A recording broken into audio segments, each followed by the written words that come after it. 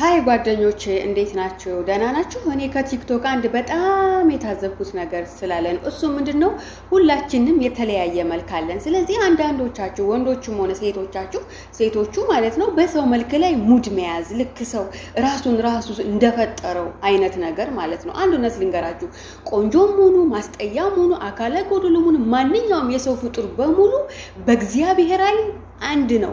ሁሉም ሰው በእግዚአብሔር አይን ቆንጆ ነው። ምክንያቱም ፈጣሪ ለሁላችንም ፈጣሪ ይሄ ይበቃችኋል ብሎ የሚበቃንን ያህል መልክና ውበት ሰጥቶናል። እዚህ ጋር ይሄን ነው ማወቅ ያለባችሁ። ማንም ሰው ራሱ እስካልፈጠረው ድረስ ያ ሰው ሊወቀስ አይገባም። ገባችሁ? ሁላችንም የእግዚአብሔር ፍጡር ነን።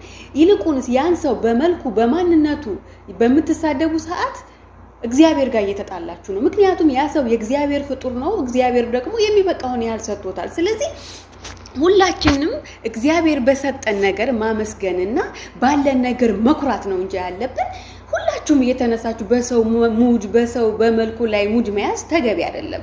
ማንም ሰው እኮ ራሱን ቢፈጥረው እኮ ቆንጆ ይሆን ነበር ሁሉም ሰው። ስለዚህ ፈጣሪ የሚበቃንን ያህል ሁላችንም ሰጥቶናል። ደግሞ ለሰው ልጅ ውበት ማለት ይሄ የላይ ገጽታ አይደለም። እውነቴን ነው የምነግራችሁ። ይሄ የላይ ገጽታ በበሽታ ባደጋ ስናረጅ እድሜያችን ሲገፋ ሁሉም ነገር እየተሸበሸበ የሚቀየር ነገር ነው። የሰው ልጅ ውስጡ ወይ ማንነቱ ግን የሰው ልጅ ሊያስወድደው ሊያስጠላው የሚችለው የሰው ልጅ ማንነቱ ነው። ውበት ማለት ውስጣችን ያለው ነው ውበት ማለት እንጂ የላይ ውበት የሚቀየር የሚጠፋ እንደነበረ የማይቆይ ነገር ስለሆነ ይሄ በላይ ውበት አትመኩ፣ በላይ ውበት አትኩራሩ፣ በላይ ውበት የሆነ ፊን አትበሉ። ያ ነገር አንድ ቀን ይጠፋል፣ አብሮን አይቆይም። ገባችሁ?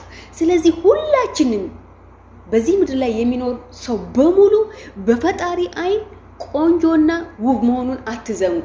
የሰው ልጅ በመልኩ አትናቁ። የሰው ልጅ በመልኩ አትገምቱ። ገባችሁ? ያ ሰው ራሱን አልፈጠረውም፣ የፈጠረው እግዚአብሔር ነው። ፈጣሪ ደግሞ ለየሁላችንንም የሚበቃንን ያህል ሰጥቶናል። ስለዚህ የሰው ልጅ በመልኩ ጀጅ አታድርጉ። የሰው ልጅ በመልኩ አታንቋሹ። የሰው ልጅ በመልኩ አትሳደቡ ፕሊዝ። ገባችሁ ምላችሁ? ማንም ሰው ራሱን እስካልፈጠረው ማለት ነው። ያን ሰው በምትሳደቡ ሰዓት እናንተ ናችሁ ኃጢያት እየተናገራችሁ ያላችሁት።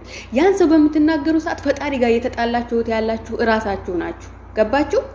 ስለዚህ የሰው ልጅ በመልኩ ሙድ አትያዙበት፣ በመልኩ ዲዩት አትስሩበት። ይኖራም ሳይ ቲንክ ዩር ማይንድ ኦኬ ባይ። እውነቴን ነው በእውነት